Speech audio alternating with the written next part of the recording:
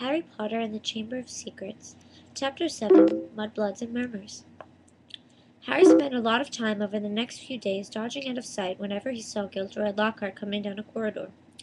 Harder to avoid was Colin Creevey, who seemed to have memorized Harry's schedule. Nothing seemed to give Colin a bigger thrill than to say, "All right, Harry," 6 or 7 times a day, and hear, "Hello, Colin," back, however exasperated Harry sounded when he said it. Hedwig was still angry with Harry about the disastrous car journey, and Ron's wand was still malfunctioning, surpassing itself on Friday morning by shooting out of Ron's hand in charms and hitting old tiny Professor Flitwick squarely between the eyes, creating one large throbbing green boil where it had struck. So, with one thing and another, Harry was quite glad to reach the weekend. He, Ron, and Hermione were planning to visit Hagrid on Saturday morning.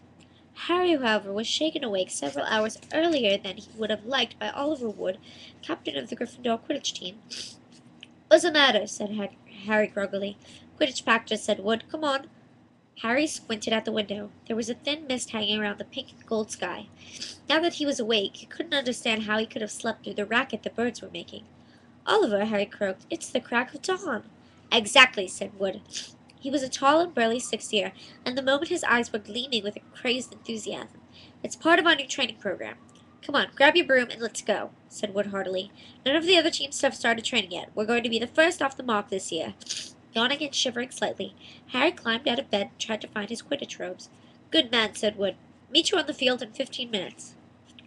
When he'd found his scarlet team robes and pulled on his cloak for warmth, Harry scribbled a note to Ron explaining where he'd gone and went down the spiral staircase to the common room, his newest 2000 on his shoulder. He had just reached the portrait hole when there was a clatter behind him, and Colin Creevey came dashing down the spiral staircase, his camera swinging madly around his neck and something clutched in his hand. "I heard someone saying your name on the stairs, Harry. Look what I've got here. I've had it developed, and I wanted to show you." Harry looked bemusedly at the photograph Colin was brandishing under his nose. A moving black and white Lockhart was tugging hard at an arm Harry recognized as his own. He was pleased to see that his photographic self was putting up a good fight and refusing to be dragged into view. As Harry watched, Lockhart gave a stump, panting against the white edge of the picture.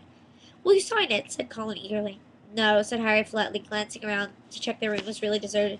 "Sorry, Colin, I'm in a hurry. Quidditch practice." And he climbed through the portrait hole. "Oh, wow! Wait for me! I've never watched a Quidditch game before." Colin scrambled through the hole after him. "It'll be really boring," Harry said quickly, but Colin ignored him, his face shining with excitement. "You were the youngest house player in 100 years, weren't you, Harry? Weren't you?" said Colin, trotting alongside him. "You must be brilliant. I've never flown. Is it easy? Is that your own broom? Is that the best one there is?" Harry didn't know how to get rid of him. It was like having an extremely talkative shadow. "I don't really understand Quidditch," said Colin breathlessly. "Is it true that there are 4 balls, and 2 of them fly around trying to knock people off their brooms?" "Yes," said Harry heavily, resigned to explaining the complicated rules of Quidditch. "They're called bludgers. There are 2 beaters on each team who carry clubs to beat the bludgers away from their side. Fred and George Weasley are the Gryffindor beaters." "And what are the other balls for?" Colin asked, tripping down a couple of steps because he was gazing open-mouthed at Harry. "Well, the quaffle, that's the biggest red one, is the one that scores goals. 3 chasers on each team throw the quaffle to each other and try and get it through the goal post at the end of the pitch. There are 3 long poles with hoops on the end. And the 4th ball is the golden snitch," said Harry, "and it's very small, too fast, and difficult to catch. But that's what the Seeker's got to do, because a game of Quidditch doesn't end until the snitch has been caught. And whichever team Seeker gets the snitch earns his team an extra 150 points. And you're the Gryffindor Seeker, aren't you?" said Colin in awe. "Yes," said Harry as they left the castle and started across the dew-drenched grass.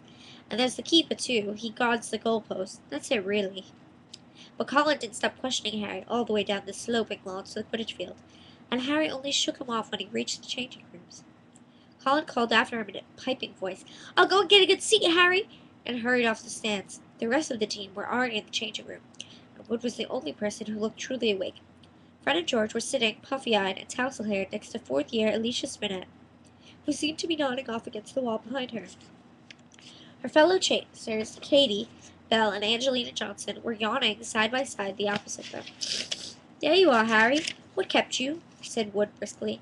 "Now I want to get a quick talk with all of you before we actually get onto the field, because I spent the summer devising a whole new training program which I really think will make all the difference." Wood was holding up a large diagram of the Quidditch field on which were drawn many lines, arrows, and crosses in different colored inks. He took out his wand. tapped the board, and the arrows began to wiggle over the diagram like caterpillars. As Wood launched into a speech about his new tactics, Fred Weasley's head drooped right onto Alicia Spinnet's shoulders, and he began to snore.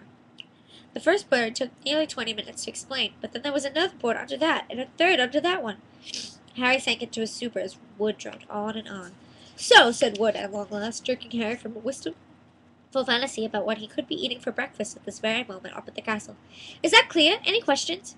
I've got a question, Oliver, said George, who had woken for the start. Why couldn't you told us this all yesterday when we were awake? Wood wasn't pleased. Now listen here, you lot, he said, glowering at them all. We should have won the Quidditch Cup last year. We're easily the best team, but unfortunately, owing to circumstances beyond our control... Harry shifted guiltily in his seat. He had been unconscious in the hospital wing for the final match of the previous year, meaning that Gryffindor had been a player short and had suffered their worst defeat in 300 years. Wood took a moment again to regain control of himself. Their last defeat was clearly still torturing him. So this year, we train harder than ever before. Okay, let's go and put our new theories into practice, Wood shouted, seizing his broomstick and leading the way out of the locker room. Stiff-legged and still yawning, his team followed. They had been in the locker room for so long that the sun was up completely now, although remnants of mist still hung over the grass in the stadium. As Harry walked into the field, he saw Ron and Hermione sitting in the stands. Aren't you finished yet? Called Ron incredulously. Haven't even started, said Harry, looking jealously at the toast and marmalade Ron and Hermione had brought out of the great hall. Wood's been teaching us new moves. He mounted his broomstick and kicked at the ground, soaring up in the air. The cool morning air whipped his face, waking him more effectively than Wood's long talk. It felt wonderful to be back on the Quidditch field again. He soared right around the stadium, full speed, racing at Fred and George. What's that funny clicking noise? Called Fred as they hurtled around the corner. Harry looked to the stand. Colin was sitting on the highest seats, his camera raised, taking picture after picture, the sound strangely magnified in the deserted stadium. Look this way, Harry, this way, he cried shrilly. Who's that? Said Fred. No idea, Harry lied, putting on a spurt of speed that took him as far away as possible from Colin. What's going on? Said Wood, frowning as he skimmed through the air toward them. Why's that Fresier taking pictures? I don't like it. He could be a Slytherin spy trying to find out about our new training program. He's a Gryffindor, said Harry quickly. And the Slytherins don't need a spy, Oliver, said George. What makes you say that? Said Wood testily. Because they're here in person, said George, pointing. Several people in green robes were walking onto the field, broomsticks in their hand. I don't believe it, Wood hissed in outrage. I booked the field for today. We'll see about this. Ward shot toward the ground, landing rather harder than he meant to at his anchor, staggering slightly as he dismounted. Harry, Fred, and George followed. Flint, Wood bellowed at the Slytherin captain. This is our practice time. We got it specially. You can clear off now. Marcus Flint was even larger than Wood. He had a look of trollish cunning on his face as he replied, Plenty of room for us all, Wood. Angelina, Alicia, and Katie had come over too. There were no girls with the Slytherin team, who stood shoulder to shoulder, facing the Gryffindors, leering to a man. But I booked the field, said Wood, positively spitting with rage. I booked it. Ah, said Flint, but I've got a specially signed note here from Professor Snape. I, Professor S. Snape, give the Slytherin team permission to practice today on the Quidditch field, owing to the need to train the new Seeker. You've got a new Seeker, said Wood, distracted. Where? And from behind the 6 large figures before them came a 7th, smaller boy, smirking all over his pale-pointed face, and it was Draco Malfoy. Aren't you Lucius Malfoy's son? Said Fred, looking at Malfoy with dislike. Funny you should mention Draco's father, said Flint, as the whole Slytherin team smiled still more broadly. Let me show you the generous gift he's made to the Slytherin team. All 7 of them held out their broomsticks, 7 highly polished, brand-new handles, and 7 sets of fine gold leathering, spelling the words Nimbus 2001, gleamed under the Gryffindors' noses in the early morning sun. Very latest model, only came out last month, said Flint, carelessly, flicking a speck of dust from the end of his own. I believe it outstrips the old 2000 series by a considerable amount. As for the old clean sweeps, he smiled nastily at Fred and George, who were both collecting clean sweep vibes. Sweeps the board with them. None of the Gryffindor team could think of anything to say for a moment. Malfoy was smirking so broadly his cold eyes were reduced to slits.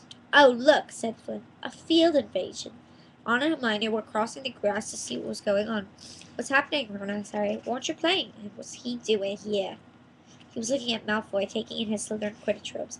"I'm the new Slytherin Seeker, Weasley," said Malfoy smugly. "Everyone's just been admiring the brooms my father bought our team." Ron gasped, open-mouthed, at the 7 superb broomsticks in front of him. "Good, aren't they?" said Malfoy smoothly. "But perhaps the Gryffindor team will be able to raise some gold and get some new brooms, too. You could raffle off those Queen Sweep 5s. I bet a museum would bid for them." The Slytherin team howled with laughter. "At least no one on Gryffindor had to buy their way in," said Hermione sharply. "They got it in pure talent." The smug look on Malfoy's face flickered. "No one asked your opinion, you filthy little mudblood," he spat. Harry knew at once that Malfoy had said something really bad because there was an instant uproar at his words. Flint had to dive in front of Malfoy to stop Fred and George jumping on him. Alicia shrieked, "How dare you!" and Ron plunged his hand into his robe, pulled out his wand, yelling, "You'll pay for that one, Malfoy," and pointed it furiously under Flint's arm at Malfoy's face.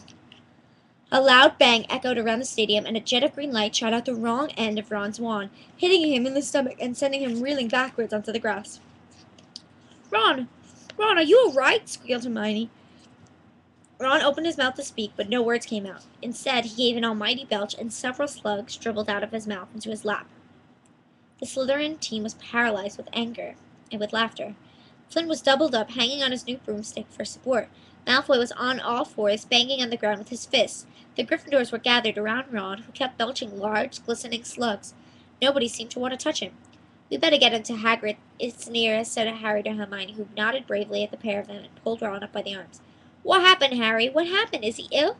You can cure him, can't you?" Colin had run down from his seat and was now dancing alongside them as they left the field. Ron gave a huge heave, and more slugs still dribbled down from his front. "Ooh," said Colin, fascinating, raising his camera. "Can you hold him still, Harry?" "Get out of the way, Colin," Harry said angrily. He and Hermione supported Ron out of the stadium and across the grounds toward the edge of the forest.